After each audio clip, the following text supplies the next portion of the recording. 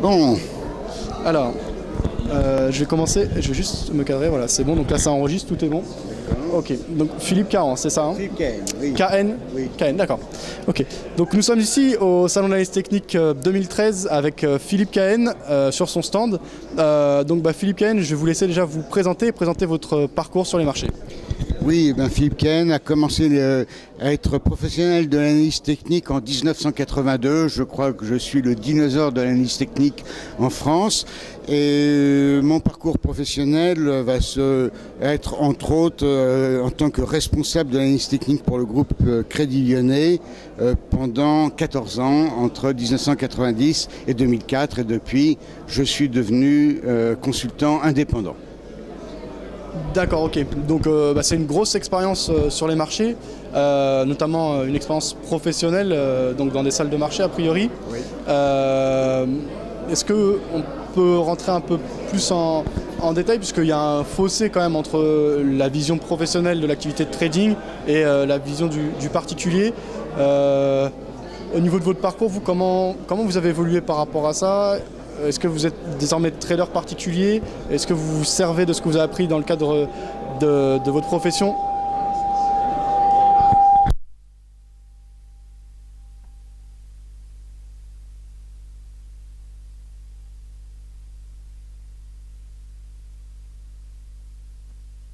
Saboteur.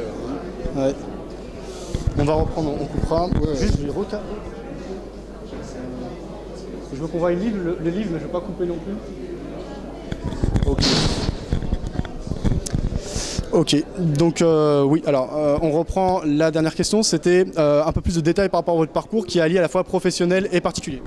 Oui, alors mon parcours professionnel, donc en tant qu'analyste technique, porte d'abord sur l'ensemble des marchés financiers, et en plus c'est sur des durées très variables, puisque j'ai eu affaire aussi bien à des institutionnels qui souhaitaient prendre des positions sur du long terme que des particuliers qui souhaitaient faire, des professionnels aussi, du trading en intraday.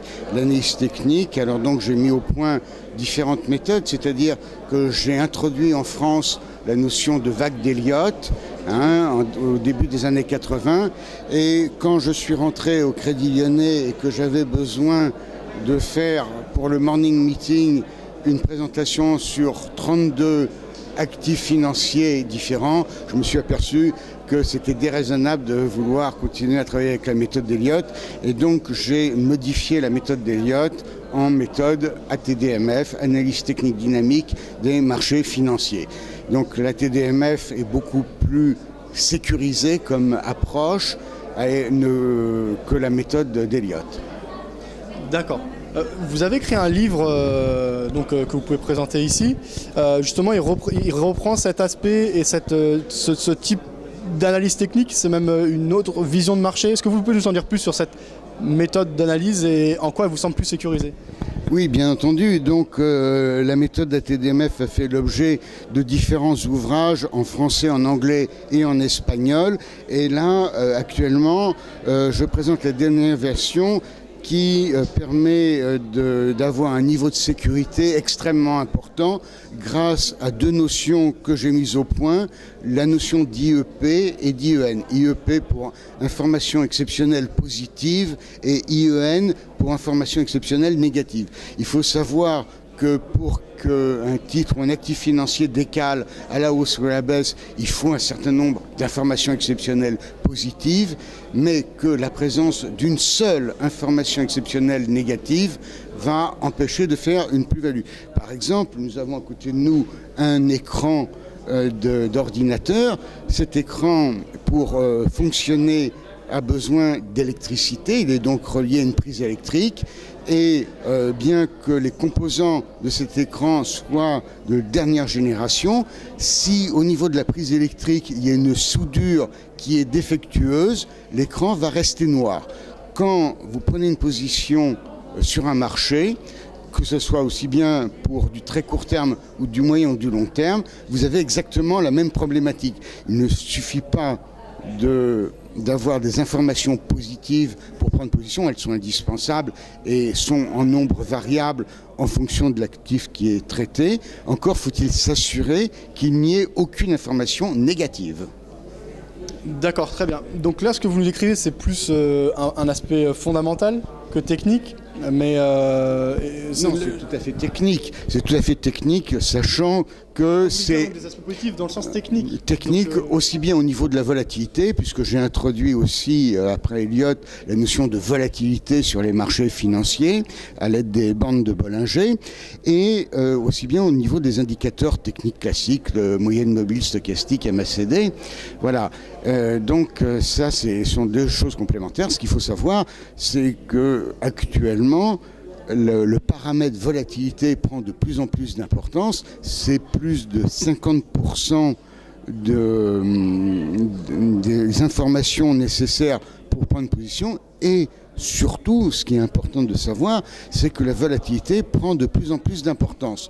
Donc ça veut dire quoi? Ça veut dire qu'on ne peut pas utiliser des configurations du passé, comme le font la majorité des analystes techniques, pour prendre position, puisque nous ne sommes pas dans un monde figé et on ne peut pas dire les mêmes causes produisent les mêmes effets, puisque ce n'est plus vrai. Donc il faut passer à autre chose. En plus, on note que pour faire une bonne analyse technique, c'est pour gagner de l'argent. Donc on fait des prévisions. Donc pourquoi la majorité des analystes techniques parlent du passé, alors que s'ils faisaient leurs analyses en utilisant le futur, on obtiendrait de meilleurs résultats. Oui, alors je comprends, c'est l'aspect dynamique, mais le passé est plus simple à comprendre puisqu'on l'a sous les yeux, le futur est incertain. Pas du tout. Il y a une possibilité d'anticiper le futur. Faut-il encore s'y prendre correctement? Par exemple, avec les moyennes mobiles, c'est extrêmement simple d'anticiper le futur. Il suffit simplement de savoir calculer des moyennes mobiles pour pouvoir savoir comment elles vont évoluer dans l'avenir. En plus, par exemple, ce que j'ai apporté avec la TDMF, c'est quelque chose d'extrêmement important, à savoir les non-croisements entre deux indicateurs, entre deux moyennes mobiles ou entre un indicateur stochastique MACD et sa moyenne mobile. Quand on utilise un croisement de deux indicateurs ou d'un indicateur et de sa moyenne mobile, on a en moyenne statistiquement 50% d'opérations gagnantes. Quand on utilise un non-croisement, on a un minimum d'opérations gagnantes qui se situe au niveau de 80%. Pourquoi n'utilise-t-on pas systématiquement la notion de non-croisement au lieu d'utiliser la notion de croisement qui est beaucoup moins performante? D'accord, ok. Bah, ça semble assez complet. Après, une interview, on n'aura pas le temps de rentrer trop en détail. Donc, si on veut plus d'informations, on peut vous découvrir donc, via vos livres et votre dernier ouvrage là qu'on a, donc l'analyse technique aujourd'hui, la méthode ATDMF. Est-ce que vous avez un site internet peut-être? Oui, alors j'ai un site internet. Le site internet, voilà, c'est analyse-technique-atdmf.fr. Très bien, je mettrai le lien sous cette vidéo. Et juste pour conclure, est-ce qu'on peut avoir un mot d'actualité, par exemple, sur le CAC 40 et les marchés actions qui sont très hauts en ce moment, avec cette méthode? Quelle est votre vision globale, si vous deviez la décrire en quelques mots?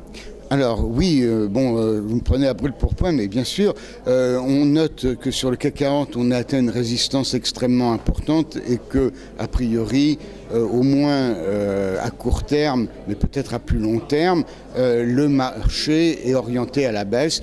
De toute façon, la reprise qui est intervenue depuis le mois de juin 2012 reste sur une optique à très long terme, simplement une reprise technique.